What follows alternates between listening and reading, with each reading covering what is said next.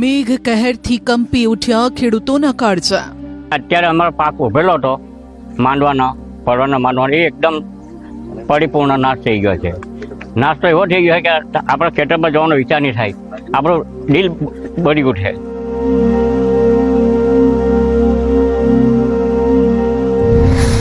મહેનત પર પાણી ફેરવી ગયા મેઘરાજા।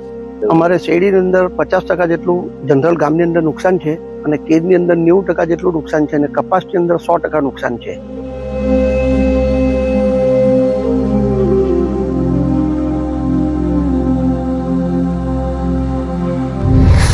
ખેડૂતને 2 ટંક ખાવાના પણ ફાંફા। શેરડી મૂળ સાથે ઉખાડીને નાખી દીધી છે, ખેતરો હાવ સાફ કરી નાખ્યા, શાકભાજી હાવ નિષ્ફળ થયું। હાલ આમને ખાવા માટે પણ 2 ટંકનું મળવું મુશ્કેલ છે।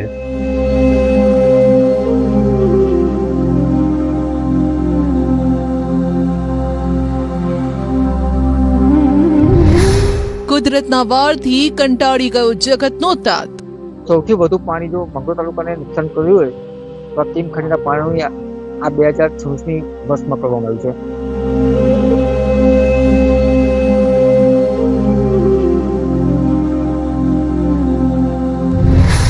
નુકસાનીમાંથી ઉગારો સરકાર। સરકાર પાસે જે અમારું નુકસાન થાય છે તેની સામે યોગ્ય વળતર ચૂકવવામાં આવે। મૂળ સાથે ઉખડી ગયો છે પાક।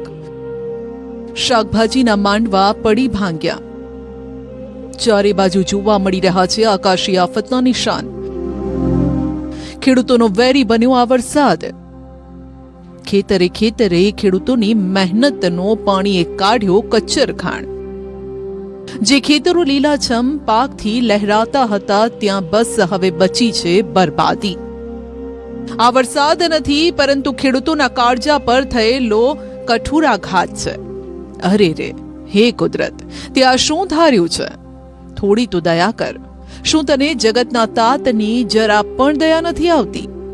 મેઘરાજા જ્યારે વરસવાનો હતો ત્યારે મોં મચકોડ્યો ને હવે વરસ્યો છે તો બેફામ રીતે। કુદરત, આ તો તારો કેવો ન્યાય? ખેડૂત અત્યારે બિચારો બાપડો થઈ ગયો છે। પરિસ્થિતિ સાહેબ ખેડૂતની એવી છે કે એનું કોઈ એ માપ જ નથી। ખેડૂત બિચારો બાપડો થઈ ગયેલો છે ને આજે ખેડૂત આમ કે પહેલા જગતનો તાત કહેવાતો હતો, બરાબર? આજે એકદમ ઊંધું થઈ ગયું છે કે ખેતી આપણે કેમ કેમ કરવી એ સમજણ નથી પડતી।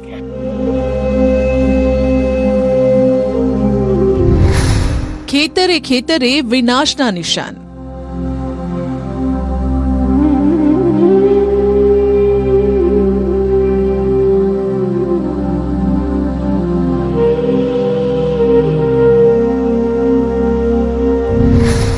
શેરડીનો પાક મૂળમાંથી ઉખડી ગયો।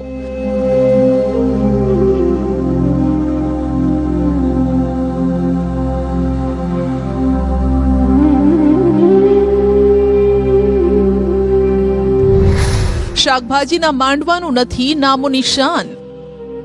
ચોમાસાની સિઝન શરૂ થવાની હતી અને ત્યારે ખેડૂતોએ હોંશે હોંશે મોંઘા ભાવના બિયારણ વાવીને વાવણી કરી। મોંઘી દવા, મોંઘી મજૂરી, ખાતરના ખર્ચ કરી પાકનો ઉછેર કર્યો, પરંતુ જ્યારે પૈસા કમાવાનો વારો આવ્યો ત્યારે ખેડૂતોના નસીબની નાવ જ ડૂબી ગઈ। જુઓ, સુરતના માંગરોળના ખેડૂતોના ચહેરા એટલા ફીકા પડી ગયા છે કે જાણે નજીકની કોઈ વ્યક્તિને ગુમાવી હોય।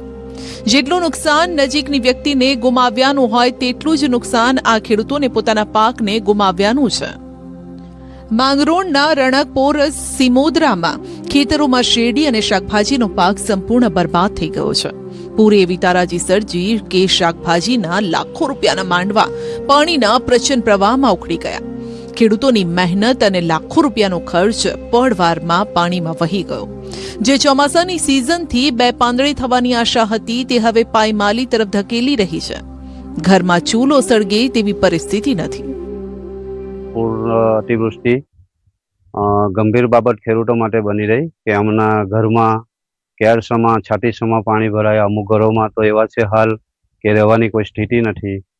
સામે ખેડૂતો માનો કે ખેતીમાં શાકભાજી છે, શેરડી છે, મુખ્યત્વે પાકમાં હાવ નિષ્ફળ ગઈ છે, કારણ કે શેરડી મૂળ સાથે ઉખાડીને નાખી દીધી છે. ખેતરો હાવ સાફ કરી નાખ્યા. શાકભાજી હાવ નિષ્ફળ થયું. હાલ આમને ખાવા માટે પણ 2 ટંકનું મળવું મુશ્કેલ છે. તો આમાં ખેડૂતોને સહાય રૂપે સરકારશ્રી કંઈક ને કંઈક ધ્યાન દોરે. કીમ નદીના પૂરના પાણીએ પાક જ નથી બરબાદ કર્યો, પણ ખેતરોનું પણ ધોવાણ કર્યું છે. ફળદ્રુપ જમીન પર કાદવ અને રેતીના થર જામી ગયા છે. ખેતરોમાં કચરારૂપી પ્લાસ્ટિક જોવા મળી રહ્યું છે. એક સિઝન પૂરતો જ આ ફટકો નથી પડ્યો, પણ જમીનને ફરી ખેતી લાયક બનાવવા માટે ખેડૂતે ભારે ખર્ચ અને મહેનત કરવી પડશે. દેવું કરીને પહેલા ખેતી કરી, સારા પાકથી સારી કમાણીની આશા રાખી, પણ પૂરના પાણી ખેડૂતોના સપના ડૂબાડી ગયા. હવે ખેડૂતોની આંખોમાં ચિંતા અને નિરાશા જોવા મળી રહી છે. ખેડૂત સરકારને 2 હાથ જોડી રહ્યો છે, કેમ કે પાકની વાવણીથી લઈને પાકને ઉછેરવાના સમય સુધી ખેડૂતોએ રાત દિવસ નથી જોયો.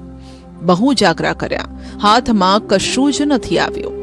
ખેડૂતોને હવે ખેતરમાં પગ મૂકવાની પણ ઈચ્છા નથી થતી. નાસ્તો એવો થઈ ગયો છે કે આપણે ખેતરમાં જવાનો વિચાર નહીં થાય. આપણું દિલ બળી ઉઠે કે આપણે શું કરવું.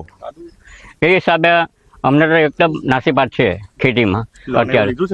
લોન તો ખરી ને, લોન વગર તો કઈ મેં ખાઈ જ નહીં. આજે એ લોન લીધી એ બધું ખેતીમાં કરવું પડે કામ, ને કામ કરાવીએ. અને અત્યારે ઇન્કમ સારામાં સારી આવતી હતી, પણ આજે એક નવો પૈસો ઇન્કમ આવતી નથી. એટલે જ ખેડૂતોએ હવે ફરી એકવાર સરકાર સામે મદદનો હાથ લંબાવ્યો છે. માંગરોળ ઓલપાડમાં 1994ના વર્ષ પછી 2026નું આ વર્ષ છે, જ્યારે પૂરના પાણીએ મહાતારાજી સર્જી હોય. એક સિઝનનો ઘા હોય તો ઠીક, આ તો જમીનનું જ ધોવાણ થઈ ગયું. ખેડૂતોને એવો ફટકો પડ્યો કે આ આફત સામે લાચાર થઈ ગયો. હવે સરકાર જલ્દી સર્વે કરીને કેટલું વળતર આપે છે તેના પર આ ખેડૂતોનું ભવિષ્ય નક્કી થશે. ખેડૂતોનો આક્ષેપ છે કે જે વળતર સરકાર દ્વારા ચૂકવવામાં આવે તે નુકસાનીના 20% પણ નથી હોતું, માટે 100% નુકસાનીનું વળતર મળવું જોઈએ. ખાસ કરીને મંગરોળ તાલુકામાં શેરડી, શાકભાજી, પરવળ અને ફળફળાદીના ખેતી પર નબળા ખેડૂતો છે. સૌથી વધારે નુકસાન અત્યારે જોવા જાય તો શાકભાજીની ખેતીમાં છે. સંપૂર્ણ પ્રમાણે આખાને આખા માંડવા ડૂબાઈ ગયા છે.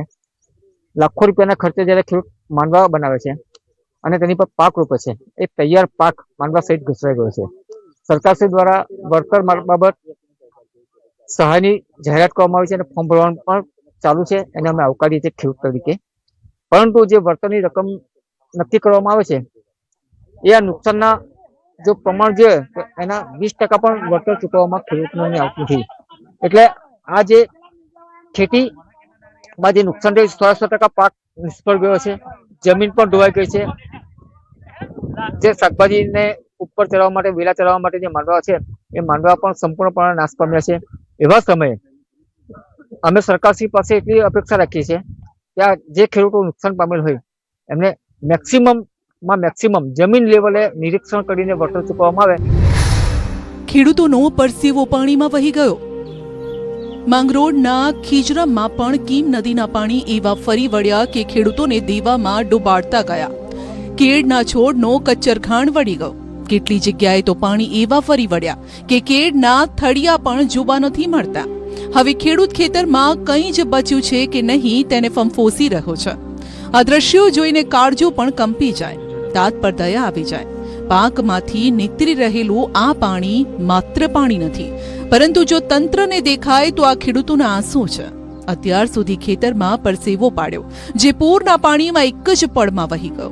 ખેડૂતોની મહિનાઓની મહેનત અને લાખો રૂપિયાનો ખર્ચ ધોવાતા ખેડૂતોના સપના રોડાઈ ગયા. કેમ કે શ્રાવણ મહિનો ચાલુ થાય ત્યારે કેળાની ભારે ડિમાન્ડ રહેતી હોય છે, પણ કેળાનું કટિંગ થાય તે પહેલા જ પૂરના પાણીએ જોરદાર પ્રહાર કર્યો.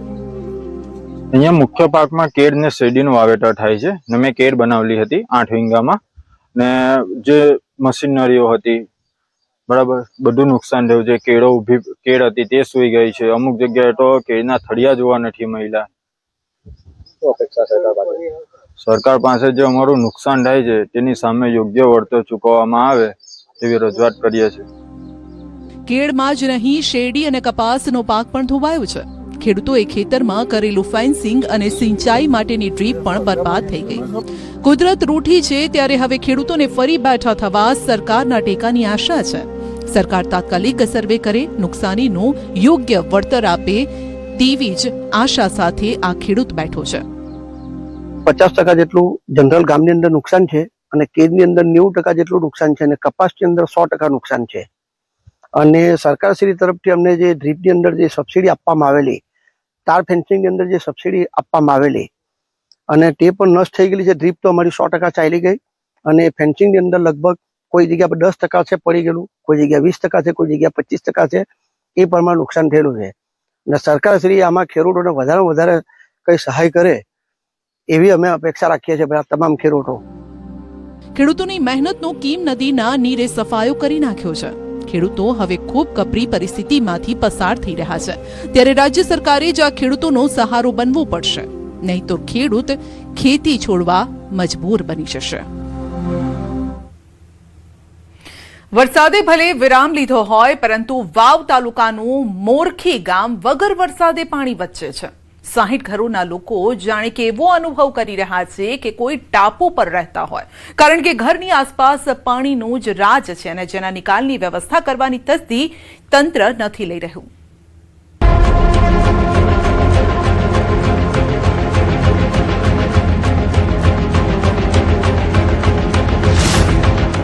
ટાપુ પર ઘર છે કે ઘરની આજુબાજુ ટાપુ બની ગયો છે તે સમજવું મુશ્કેલ છે. આ દ્રશ્યો છે સરહદી વિસ્તાર વાવ તાલુકાના મોરખી ગામના. અહીં ચોમાસું મુસીબત લઈને આવે છે અને ચોમાસું આ લોકો માટે અભિશાપ બની જાય છે, કારણ કે થોડો વરસાદ પડે કે તરત જ લોકોના ઘર આ પાણીમાં ડૂબી જાય છે. આ પાણી જોઈને એવું લાગતું હશે કે અહીં ધમધોકાર વરસાદ વરસ્યો હશે, કાં તો નદીના વહેણ કે તળાવના પાણી અહીં આવી ગયા હશે. પણ એવું નથી. આ સમસ્યા અહીંના લોકોના જીવનમાં ઘર કરી ગઈ છે. જ્યારે ચોમાસું આવે, થોડો વરસાદ વરસે ને ઘરની આજુબાજુ આ જ રીતે પાણી અડીંગો જમાવી દે છે. 5000ની વસ્તી ધરાવતા આ ગામમાં 3 તળાવ આવેલા છે, જે થોડા જ વરસાદમાં ઓવરફ્લો થઈને લોકોના ઘર સુધી પાણી પહોંચાડી દે છે. પાણીનો નિકાલ કરો, પછી પાણી કંજીક છે, ખૂબ રેવરાતું છે નહીં ના. તમે બળારા છે, પાણી પડ્યું છે, એમાં રેચમ છે, મચ્છલી મરી છે, ખૂબ છોકરો બીમાર પડી ગયા છે. પોતાનો નિકાલ કરો તો સારું છે. કેટલા સમયથી પાણી ભરાય? સમય તો કોઈ નહીં, 10 વર્ષથી તો ભરાયેલું છે. દર ચોમાસે ભરાય છે? દર ચોમાસે ભરાય છે. ના તો અહીં આપને કોઈ રસ્તા દેખાશે, ના ઘરની બહાર નીકળવાનો કોઈ માર્ગ. અરે ગામમાં પ્રવેશવાનો રસ્તો પણ આની અંદર ડૂબી ગયો છે. આ દ્રશ્યો જોઈને અંદાજો આવી જશે કે લોકો કઈ રીતે પોતાના રોજિંદા કામ કરતા હશે. ઊંઘતા જ નથી, ક્યારે વધારે વરસાદ આવી જશે અને અડધાને નીકળવું પડશે. અમુક આ ભાળો અડધો વિસ્તારમાં તો કમ્પ્લીટ ઘરમાં જ પાણી આવી ગયું છે અને કોઈ પણ જાતની આ સગવડ કરવામાં આવતી જ નથી આ પાણી નીકાળવા માટેની. થોડા માટો વરસાદ વરસી જાય ને તો એ પાણી ભરાઈ જાય અને લગભગ આ ગઈ સાલનું પાણી આખું ઓવરફ્લો તો તલાવ પડી. સરકારને વારંવાર રજૂઆત કરતા છતાં પાણી કોઈ જાતનું કાઢ્યું નથી. વર્ષો વર્ષ પાણી ભરાય, 2-3 વર્ષથી જાય ભરાય પાણી. ચોમાસાનું જે ચોમાસાનું પાણી તો સરકારે કાઢ્યું નહીં કોઈ. અત્યારે કેટલા વિસ્તારમાં પાણી ભરેલ પડ્યું? અત્યારે ભાઈ સાહેબ ઘોડા વિસ્તાર ગમનો બધે પાણી પડ્યું છે. એ તકલીફ કેવી પડે છે?